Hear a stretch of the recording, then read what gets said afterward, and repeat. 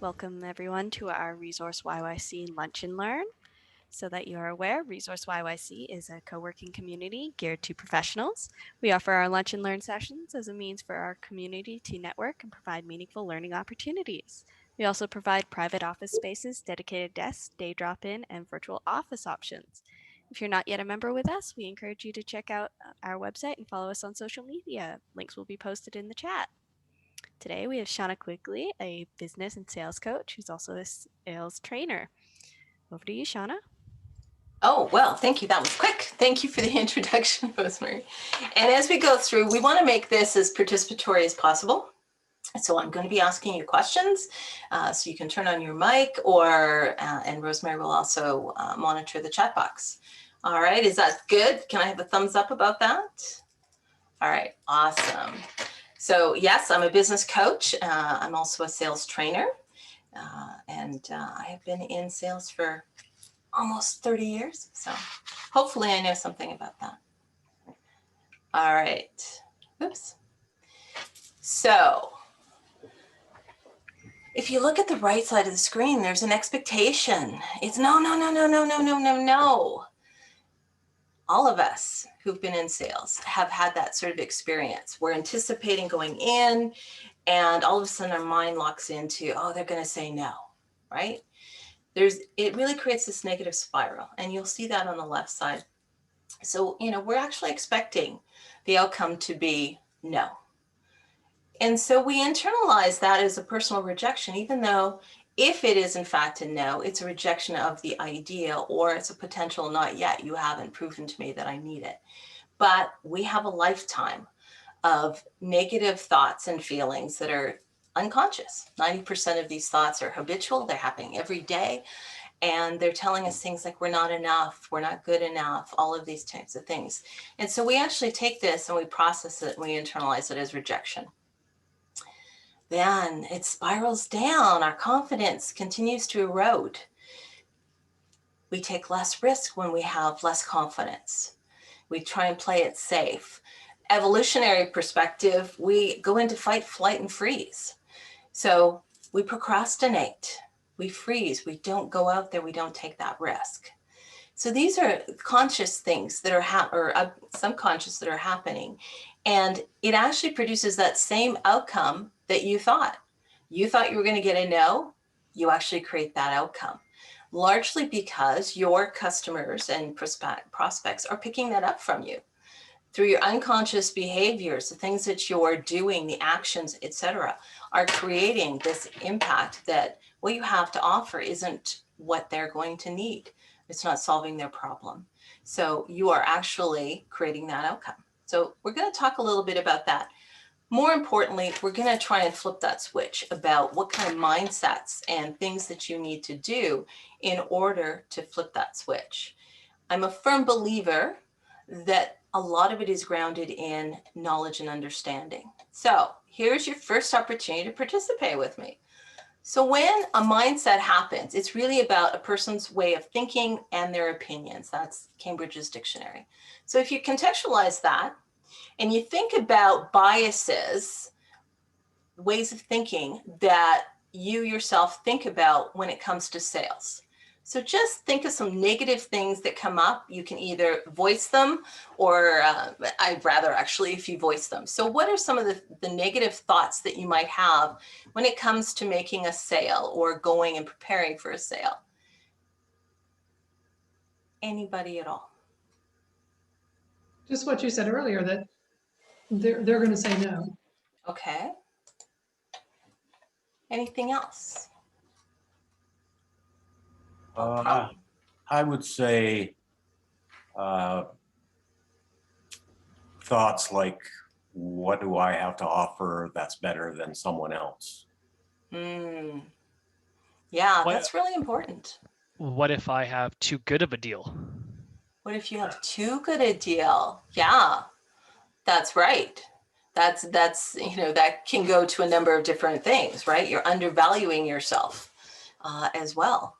And you may end up overselling and not being able to fulfill on that. What else?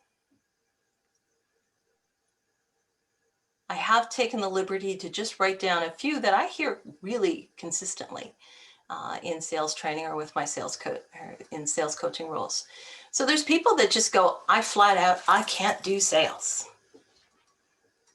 That's a bit of an, that's definitely a mindset.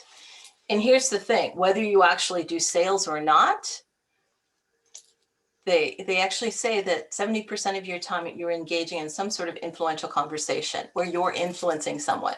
So whether you're selling a product or an idea, it may not be that. You may be actually working in an organization and you have to try and influence someone towards working together collaboratively.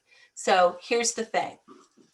I can't do sales is not true, and I'm going to prove that. I hear so many people say my personality doesn't suit sales. Everybody has this idea that it's this extrovert who's out there and they're the proverbial salesperson. They can sell ice to anyone. But the truth of the matter is, from a personality perspective, they're only 25% or less of the actual population.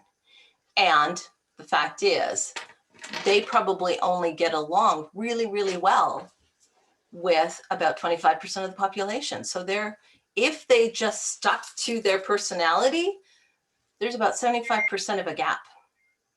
Everyone can do sales, all right? No personality is unsuited for it. There's a lot of people out there who think of it as it's us against them. There's only one winner. So instead of it being a collaborative process, it's a competition. I have to get the best deal for my company, and the buyer wants the best deal for themselves. So it sets up this confrontation mindset.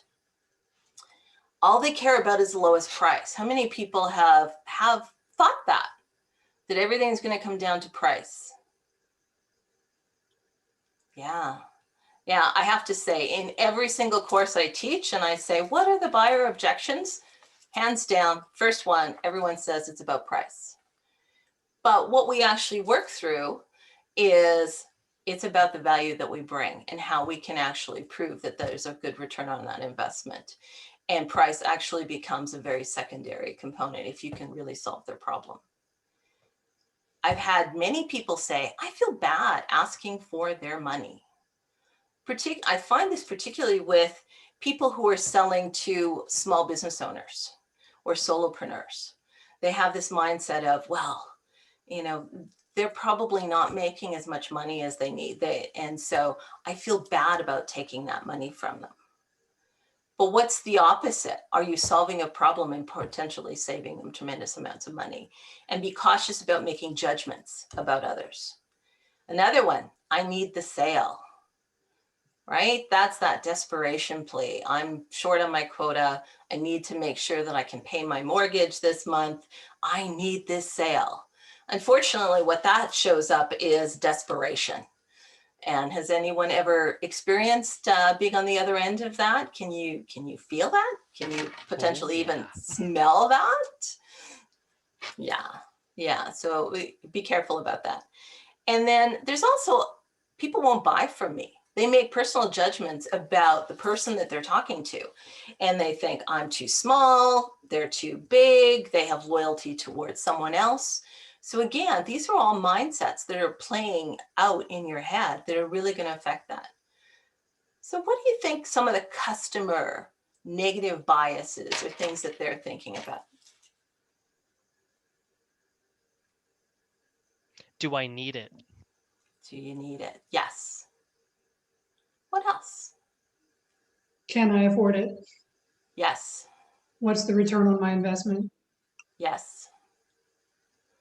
What about some of so those are really fact-based, right? Those are key decision-making criteria.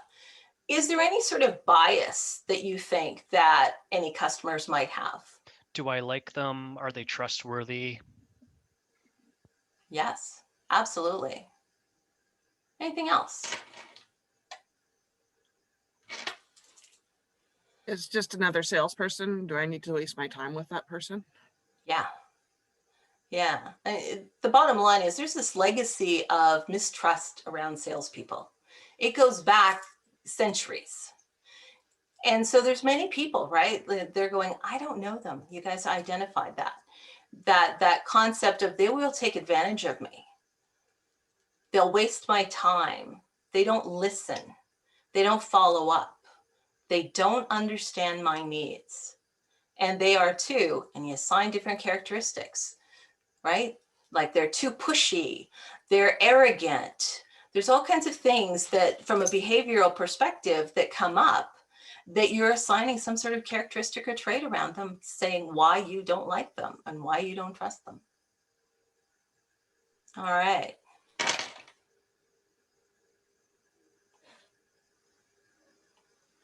But that page was actually mostly fiction. It's just the stories that you're building up in your head. The facts really are that selling is actually a process and a learnable skill. Anybody can do it. Every personality type is successful in sales. The key to helping with that is understanding different personality styles and becoming versatile in terms of helping to communicate them in a way that is most effective for them. Bottom line, sales is about problem solving and value creation. It's not me selling you a product or service or you buying it from me.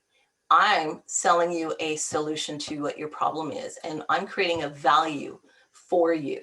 What is the pain, how am I resolving that pain of whatever it is that you're experiencing?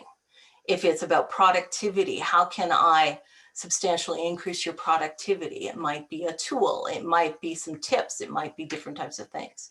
So again, you're solving a problem that they have and you're creating value around that. And customers want your products and services. They want you to solve their problem. All right. Oops. So I just want to set a couple little contexts, because I find when I'm having conversations with different coaching clients, some things there's just this gap that they weren't aware of. So I just want to share a couple little insights as we go forward. So I'm sure most of you have heard the comment, they will buy from you when they know, like, and trust, that there's this journey of know, like, and trust. Well, let's talk about that a little bit. So there is actually, first and foremost, there's a buyer's journey. And what that journey is, the buyer has to come to a point of awareness that potentially they're experiencing some sort of problem, that there may be an opportunity or something that maybe they need to resolve or think about. So that's just sort of that awareness, something's happening. Then there's a consideration step. They start to realize and define and give that problem an idea and an opportunity, a name. So now it's like, oh, you know what? This is happening. Maybe I should do something about it. And then they move to the decision-making stage. So it's finally like that pain point, that problem is now gotten to a point of it needs to be fixed. So this is the buyer's journey. And quite frankly, you can't sell them really until they get to the decisions part.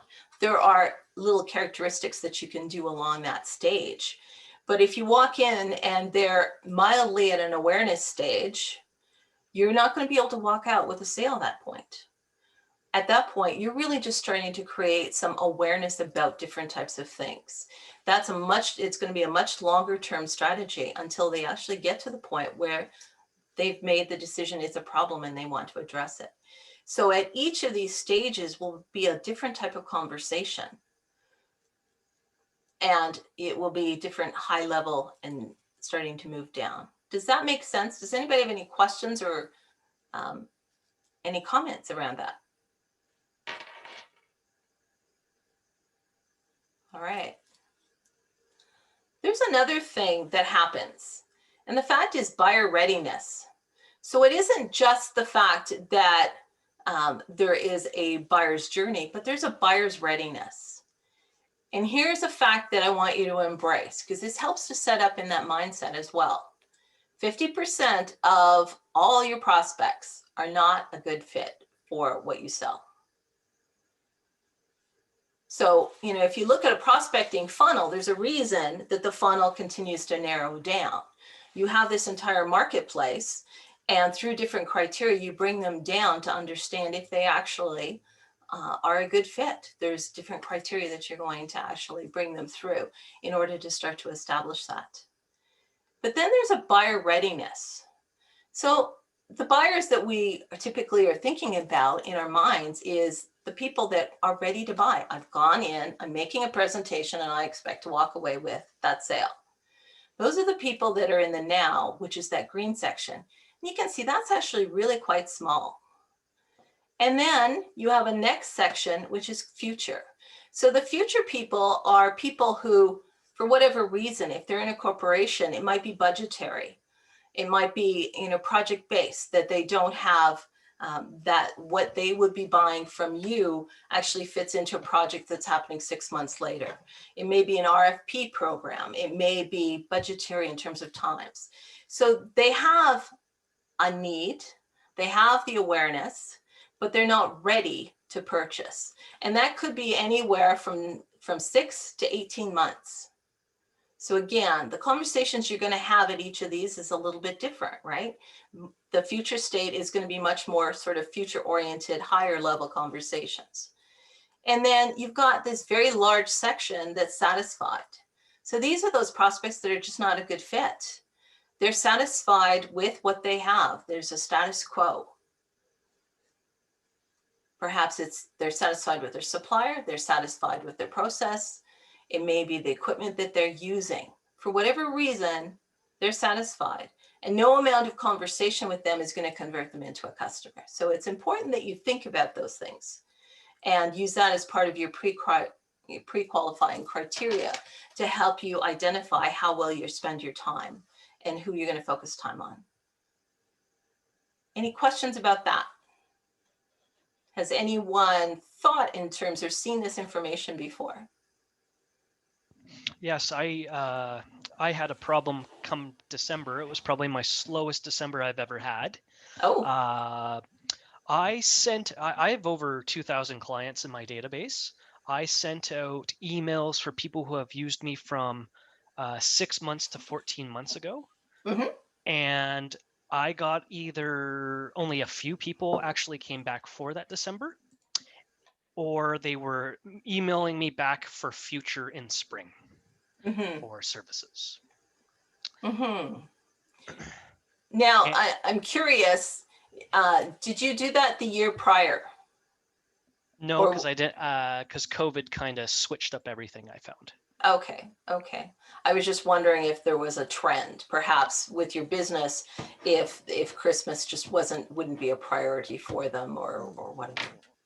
Sometimes it's very last minute things. It gets to the point that I may have to spend I think I spent in 2019 maybe about $200 or $300 worth of ads, and I got over $800 worth of sales from that. So Wow.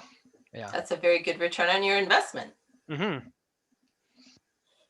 Okay. So continuing on that and now we're talking about trust. Here's a startling statistic. And this is a recent statistic, and it's been a consistent one. 3% of buyers trust their reps. Wow.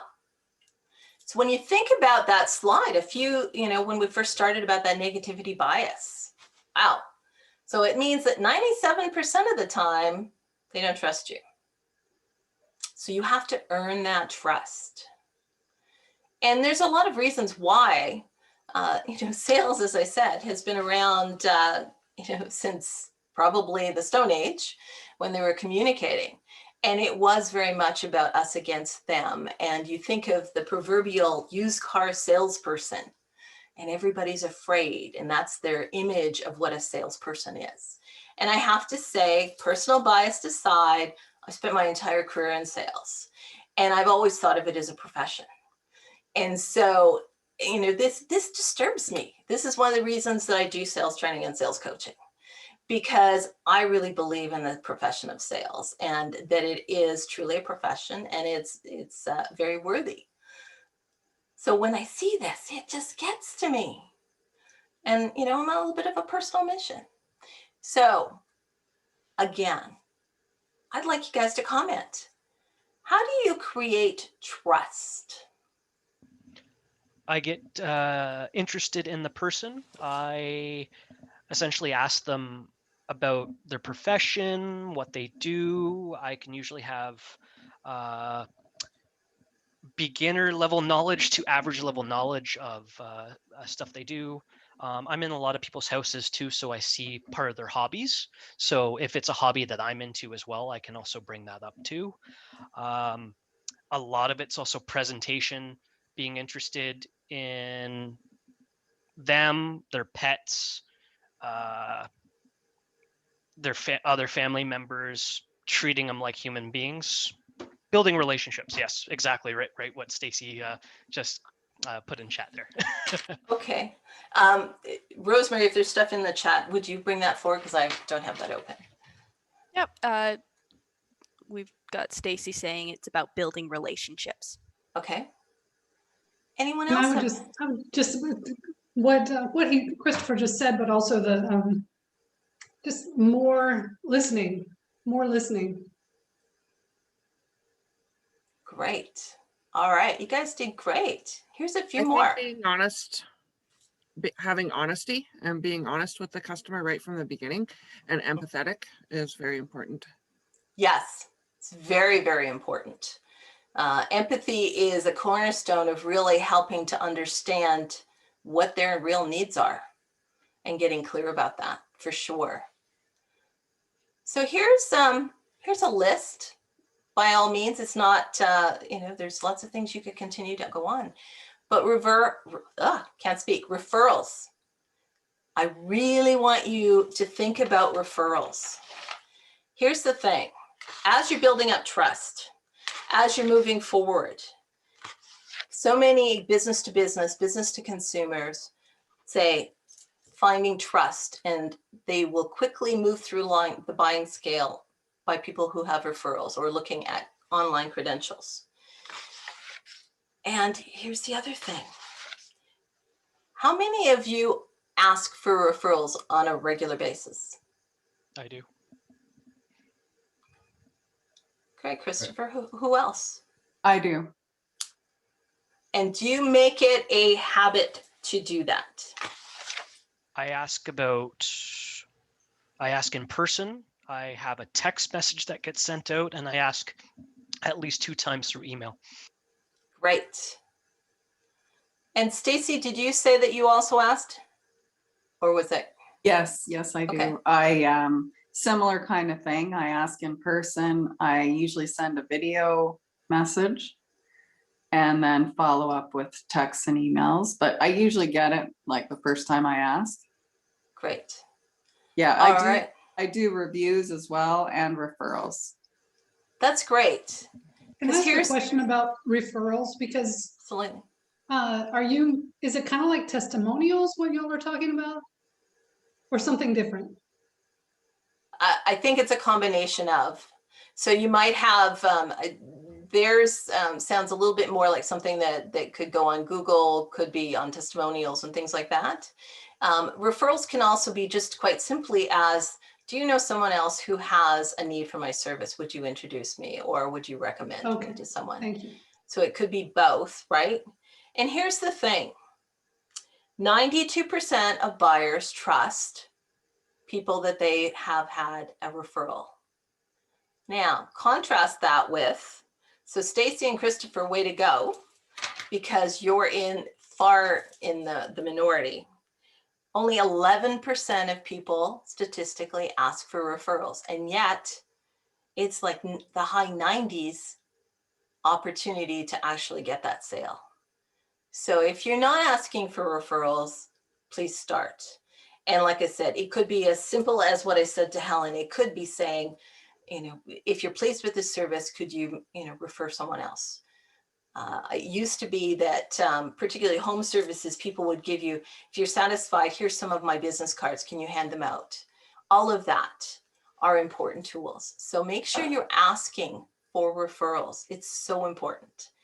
Become a trusted advisor. People don't want to be sold to, again, they want someone who is going to be vested interest, who has the knowledge and expertise to solve their problems.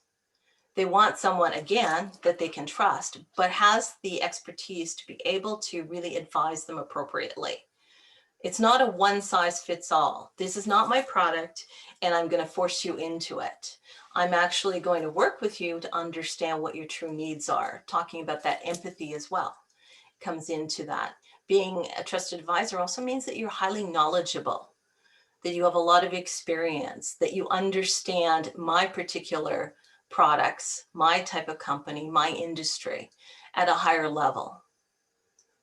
They also want someone who's committed to building a relationship, not just a sale.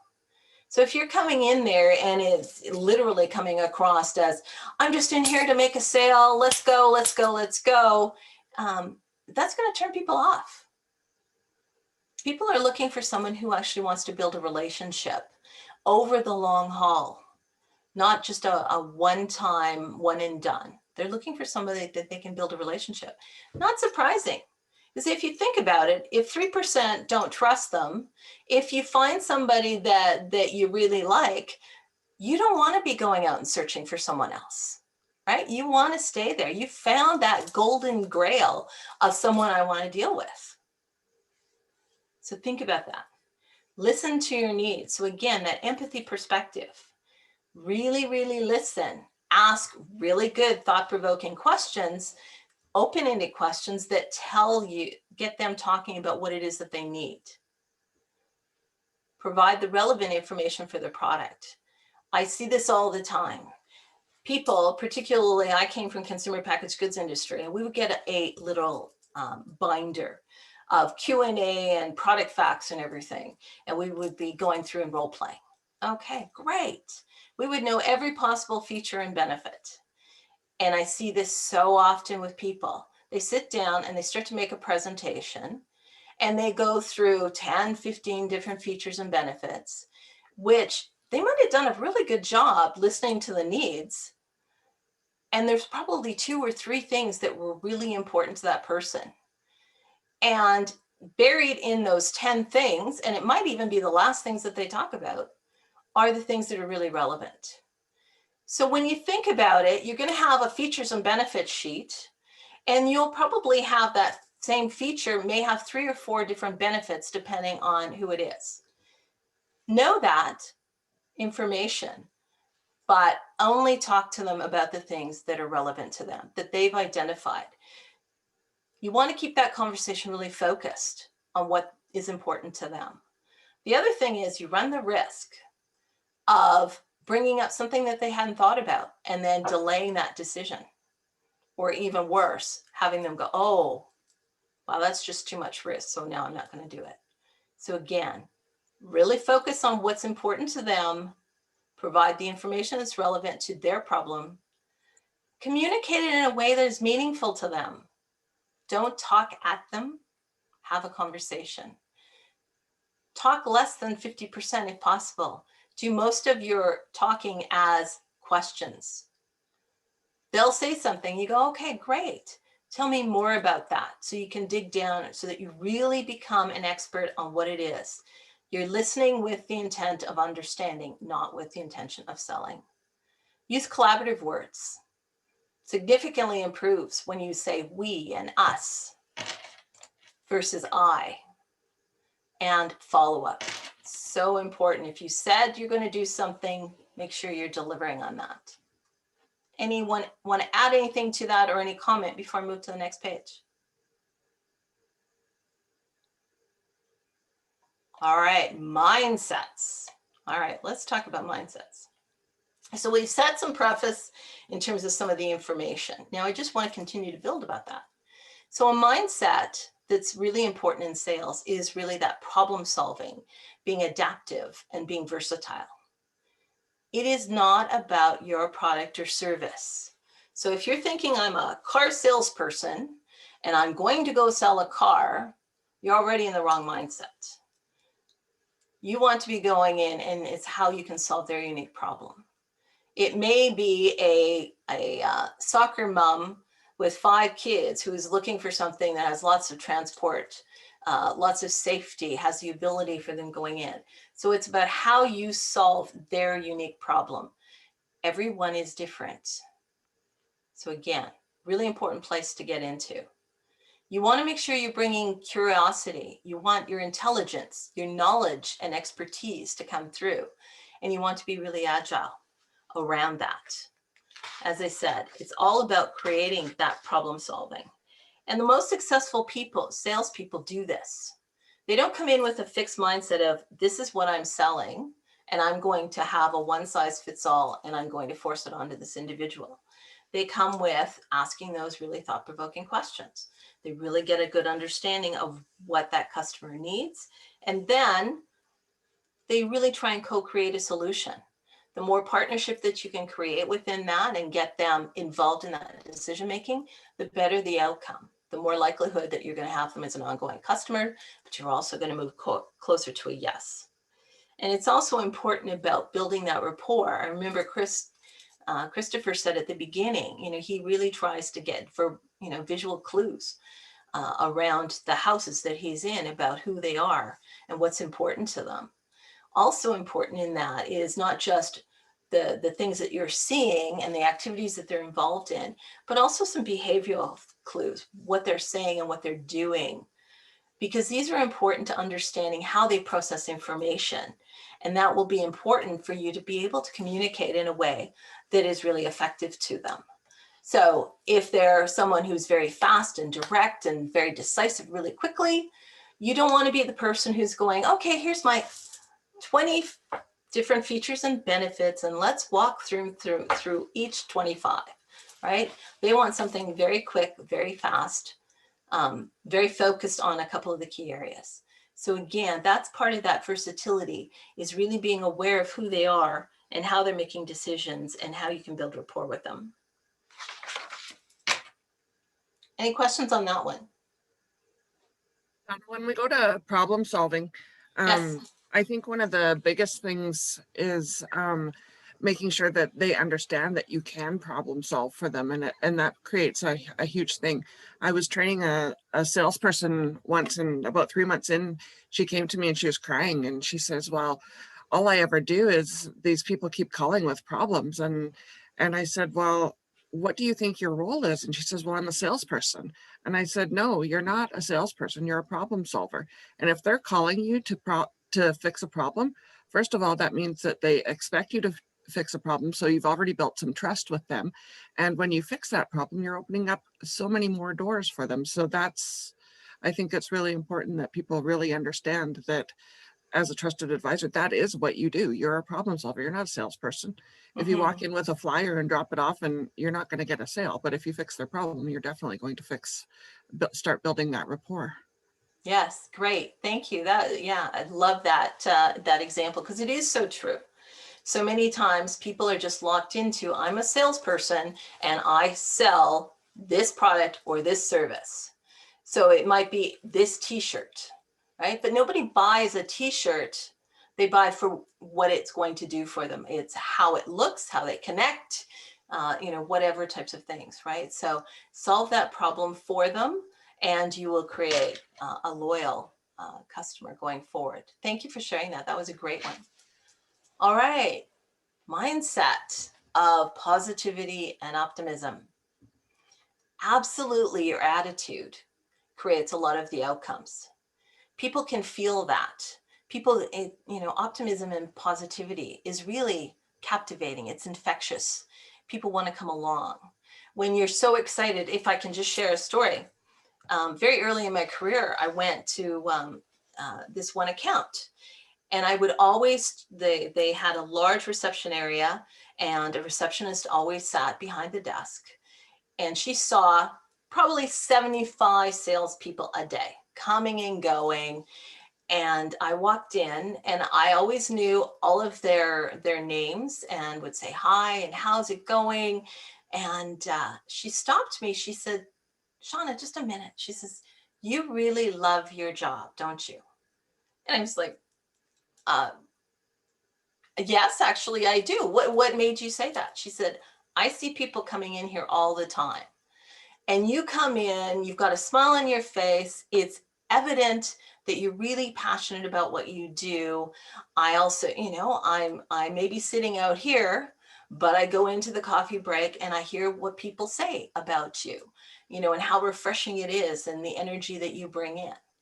And so don't think for a second that people aren't paying attention and you are really influencing what their perception of you is. And the gift in that is also you're influencing how they're having a day. I'm sure each of you have had an experience where you've gone in and someone's having a really rough day. And think about that empathy we talked about a few minutes ago, and you take a conversation and you just sort of listen to them and you offer them something that changes things and their whole day is impacted. Does that not feel amazing? Yeah. All right. So probably not surprising that statistic then. Optimists actually perform 57% better than pessimists, even if they are highly skilled selling professionals. Again, it's infectious. So I've got here some helpful hints, some different types of things, and I'm sure each of you could add some stuff to that. So before I have a little conversation about those, what are some things that you would add to this list? What are some of the things that help you set a really positive mindset for optimism? Humor. Humor. Yes. Yes, absolutely. Really lightens things up. Mm-hmm. You know, to build on that, a smile, right? Is it possible to smile on the outside and not smile on the inside? I don't think so. Yeah. Yeah. Not a genuine one, right? Yeah, it feels very uncomfortable. You know, how Mhm. many people have said, oh, go and smile. But if you sort of breathe into it, it changes everything. For sure. Anyone else? Exercise. Absolutely. Yeah. The more you take care of yourself, the better. You know, eating the right foods, getting the right amount of sleep, exercise. Also, you know, learning and keeping your mind sharp as well. Anything else?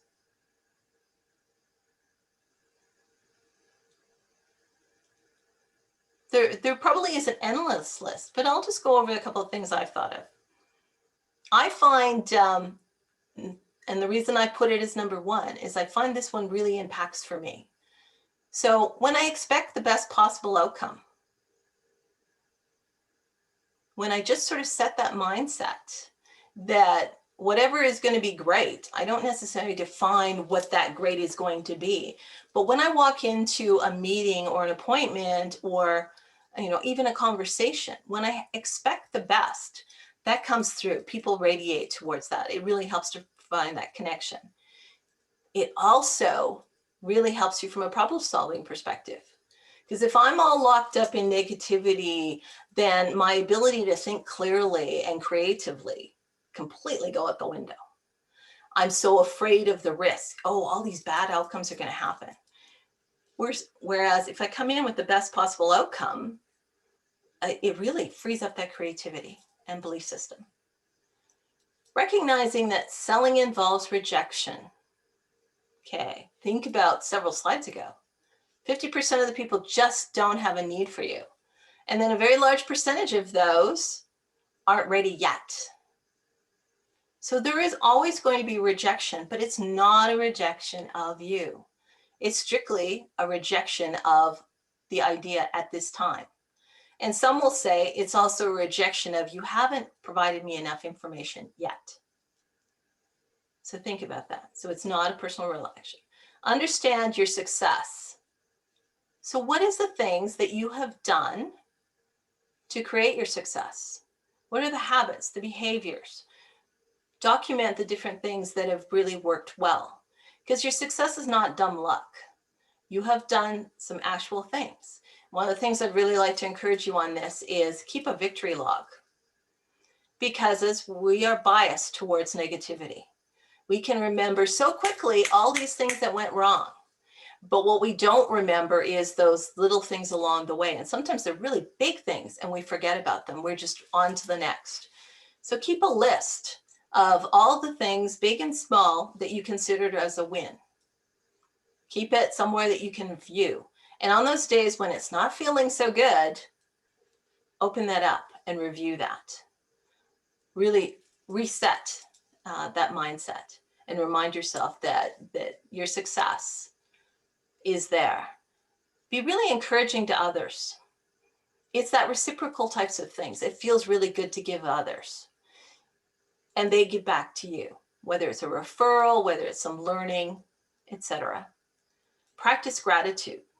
Again, the more we focus in on the positive types of things and what we're grateful for, the more that will keep us in that optimism state. Manage yourself. So when I say manage yourself, it's about putting some controls over some of your time. So if you know that you're going into a really important meeting, what do you need to do to get into that right space?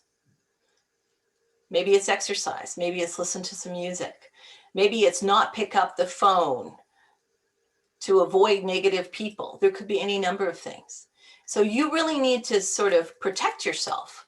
What is it that you need to do to make sure that you stay safely in that space?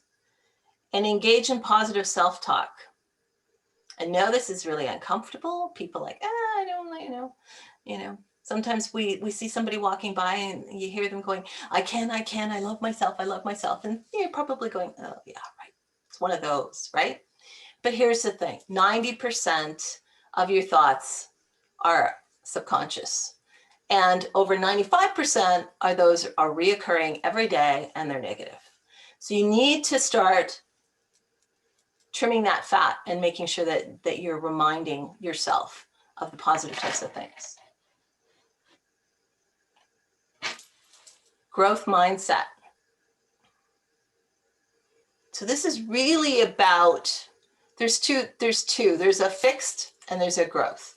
And what growth is all about is really recognizing that your abilities make a huge impact on your results. And it's about your ability to cultivate and change and grow. Because if you stay in this very fixed perspective, then you don't take on learning. You don't try to adapt. It comes through in your behaviors. And you can see in the little head below, right? It's I can learn to do anything. It's that spirit of the failure is only an opportunity for growth. So it's perspective. And I put here some strategies on keeping yourself or getting yourself in a growth mindset. Before I talk about these, is there any that you guys would add to that? Would you agree that keeping in a growth mindset is an important thing for you to do?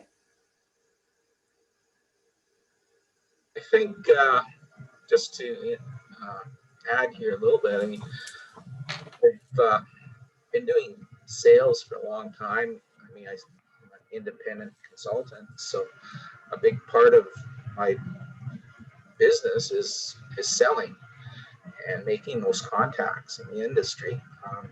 I feel sometimes it's difficult because, I mean, you run into such a wide variety of personalities and people, and sometimes people can be quite rude and insensitive, and it kind of gets you down a little bit. But I find you kind of have to sort of pick yourself up, dust yourself off, and then move forward, and make that next contact. Sometimes it's a cold call, sometimes it's people you've been talking to for a long time, and I think, like you say, it's so important to try to establish those personal relationships. That is definitely key.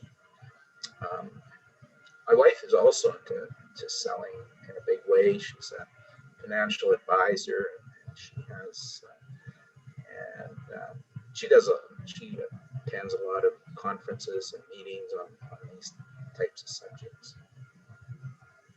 Mm-hmm. No, thank you for sharing that, Gary. It is. I'm not saying for certain that it's always easy. You know, there's days and certain people, it's really hard. to deal with it. And that's one of the reasons that I suggest is try and make this sort of a way of living, and sort of have that ability to sort of dust it off. And in those moments when things are really frustrating, is there something that you can do? For me, I will play some music. If I'm, I'll be in my car and I'll be dancing a little bit, or I'll be in my kitchen or whatever, it helps me to shake that off. Or I will remind myself of, especially if I have a long-term relationship with these people, I tend to, step back and go, from an empathetic perspective, what's going on with that individual? That's what's happening. So, I can sort of slough it off. But the important thing is to really work at trying to mitigate it, shake it off and move forward. Is so, so important. So when we're talking about that growth mindset, as I said, here's some strategies. So you'll see authenticity is number one. And you hear that word a lot. And since this whole COVID situation has happened, you're actually finding the dynamics and measurements and importance within sales to be more authentic has really risen. And when I say authenticity, it's about being true to who you are, not trying to be someone else or act in a different way. Be authentic to who you are, aligned with your values, your interests, and being vulnerable. I know I came up in the day of highly structured sales, right down to you had this type of briefcase, you only wore a navy suit with a white shirt or a black suit with a white shirt. And it was very defined what it was.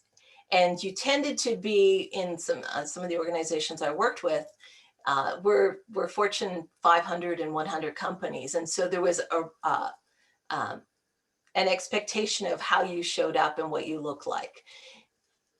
And you can really lose your identity in that.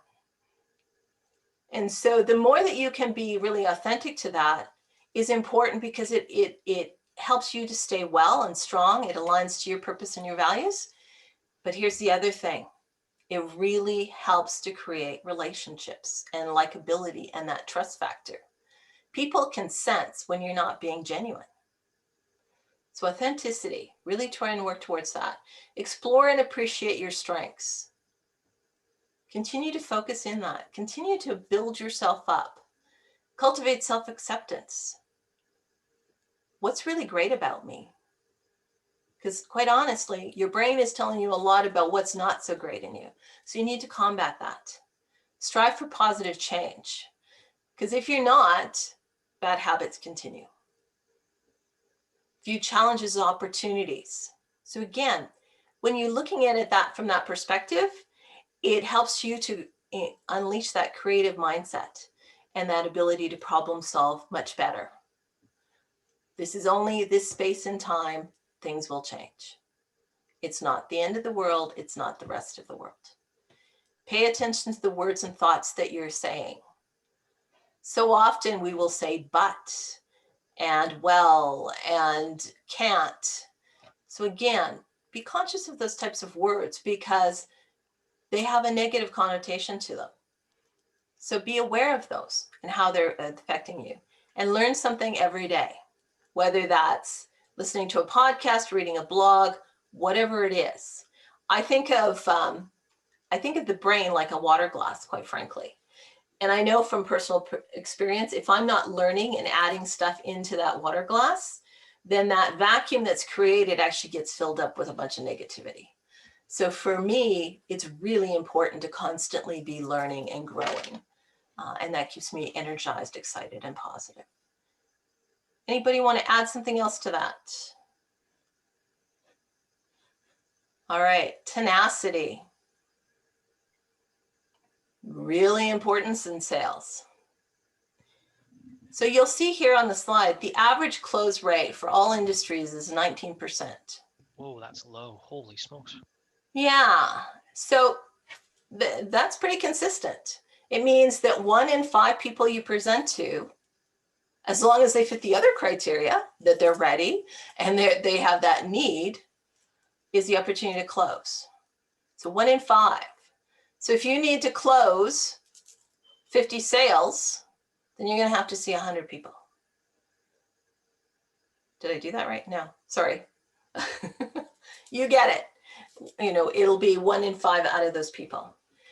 So it's important that you understand your closing ratio. So if you're not tracking that now, please do, because it's very important, because you will also need to plan accordingly.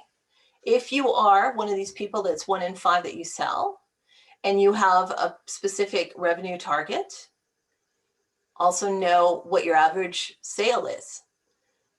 Build up your plan. How many customers do I need to see? How many of those are original? And build it like that. And also make it a game. So I can't remember the author of this book, but he talks about a scenario of where it's a close rate of 1 in 10. And he plays a game and he says, okay, I have $100,000 that I need to close. So it means I need to see 10 customers. So each of those customers is worth $10,000. And as he goes through and he gets a no, it's like, woohoo! That's $10,000 in my bank, because he's now gotten that one closer. So think about how you can actually play that game. What can you take from the learning, and how can you manage that staying strong? Hopefully, I've taught you a few different things in terms of expectations. That's really important. I'd also like to give you a couple other little statistics. So only 2% of sales are ever made on the first call. So again, tenacity also has to do with expectations. Do you have the appropriate expectations of what this call could generate? So if I'm going in to create a relationship knowing that it's going to take me 5 or 6 calls to get there, then I'm focused and my intention is on what should be happening in this call versus walking out and going, I didn't get that sale, and feeling demoralized. Another thing that's really important in that tenacity is stay vigilant. So here's the deal. 83% of the people that you meet with, those prospects, they may ask you for information. You go, great, I've got this person. I'm going to sign them next week. But here's the thing. They may not actually buy for between 3 and 12 months. So again, right expectations. And another sobering statistic, 50% of sales happen after the 5th call. So again, when you understand these statistics, it really helps you to put fact against fiction. It's all about me. They don't accept me. I'm being rejected. But no, that's not the case. It's actually statistical fact. All right. So mindset is everything. Your success begins and ends with mindset. It's in between. It's the grit that carries you through. Questions or comments? I was just wondering, and this might kind of be off topic of this, but you were saying making sure that you go out and get those sales calls and whatnot. Do you have anything, or do you have a course coming up or anything like that on how we're moving forward with the COVID restrictions and not being able to go out and actually do cold calls and stuff like that? Or does anybody have any ideas as to how they're connecting better with their customers? I've tried email, I've tried phone calls and stuff, and obviously it's not the same. We've done some Zoom meetings, but if this is totally off topic, I'm sorry, I'm just curious if there's anything out there. There's actually a lot of different things. I certainly have access to that. Is this Stacy that I'm speaking to? It's Carrie. Okay, hi Carrie. So Carrie, connect with me offline, and I can share with you some resources and information. And certainly I do sales training and sales coaching, of which key things. One of the big things that they're talking about through this whole COVID, because so much of it is virtual, is really that authenticity piece and being able to come through on Zoom meetings and things like that. And there's some different strategies around that. But I'm happy to share that with you. So on the next slide, you'll see my email information. So Carrie, please reach out to me. I would love to have a conversation with you and share some insights and possibly some resources that could be helpful for you. Okay, thank you. You're very welcome. Anyone else? Was there any new information here for you?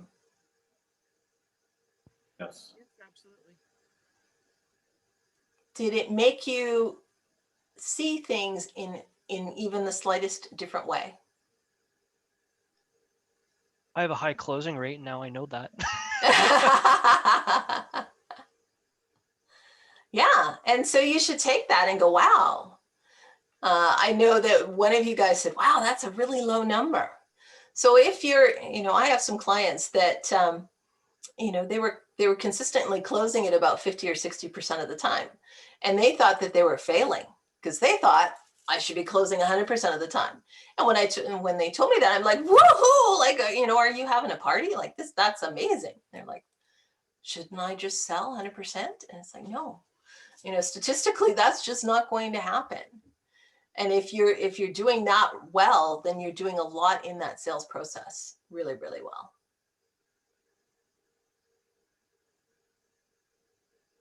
Was this helpful? Oh yes, I just wrote a nice script that I'm going to use now. Great. Well, I really hope that there was something out of this that you invested an hour with me today, that I hope that you're feeling that was a good return on your time, because that's very important to me. And I just want to, at the close, let you know that there is another webinar that I'm doing. It's on March 23rd, and it's around the 5 most common mistakes made in customer meetings and how to avoid them. And also, I'd really encourage you to reach out to me. We can have a quick chat. Email me if you'd like a summary of some of the content that I've presented here. Connect with me on LinkedIn, Facebook. Would love to connect with you and learn more about you. Is there a link going to be set up for that March 23rd one? Yes, there is. I can probably, I believe. Should probably Do post it you on want to Facebook, Facebook Yeah. or LinkedIn. You post that, yeah. Yeah. Well, Rosemary, I know that you sent me an initial link. When will you be posting another one? We'll have so we've actually already got it up on our website. So I will post the link from there for you. Okay.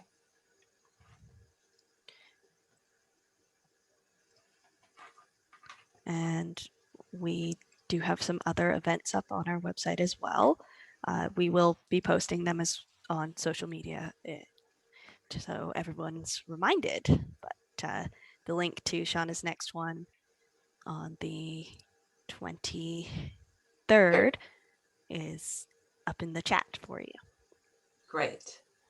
Well, thank you very much. You guys were great. I loved your participation and your willingness to come forward. I hope that you took something away that was positive, that again, gives you a good return on the time you invested with me today.